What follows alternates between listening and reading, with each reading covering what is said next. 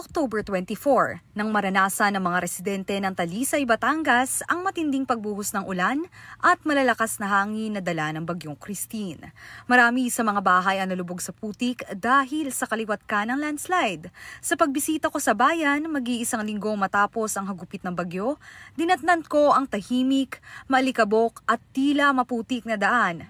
Ilang kalsada rin ang pahirapang madaanan gaya ng Barangay Sampaloc na katabi ng Taal Lake. Mga kapatid, nandito nga tayo sa Talisay, Batangas at makikita nyo naman meron pang mga putik tsaka mga lupa na nakakalat sa daan. Ayan, napakadami pa nila. Pero ito namang likod ko ay napagdaanan na ng road cleaning operation. Pero ayun nga, dito ay nililinis pa ng ilang government units pati ng DPWH yung mga daan. Kasama na din nila ang Red Cross para mag-ayos nitong mga daan at linisin ang mga nagkalat dala ng bagyong Christine. Ang amoy nito hindi rin ganun kaaya-aya kaya abiso muna ng gobyerno na manatili muna sa mga evacuation centers ang mga residente. Nakatuloy naman ako sa Caloocan Elementary School sa Barangay Lanes, Talisay. Dito pansamantalang nananatili ang higit 100 pamilya na nasalanta ng bagyo. Ang ilan sa kanila natakot iwan ang kanilang tahanan kahit may pangamba ng pagbaha.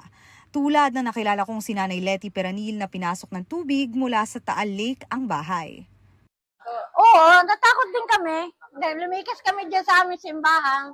Dahil natatakot din kami baka kami makuha na ng alon. Pero maliban sa paghihirap na dala ng bagyo, dagdag perwisyo rin para kay Nanay Letty ang pansamantalang pagtigil ng kanilang negosyo. Ang problema namin, aming hanap buhay ay halaman doon sa bundok ay takluban din na lupa. Wala kaming benta, wala rin kaming pambili. Ang bahay naman ni Tatay Romel Vidalion nabalot sa putik. Ay ito, di nagpipilit bumango lahat para makabawi. Naman pagsubok lang naman yan. Wala pa raw katiyakan kung kailan makakaahon ang mga napuruhan ng kalamidad.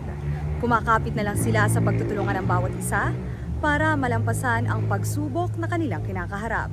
Mobile Journal, Amy Atienza po, hatid ang muka ng balita.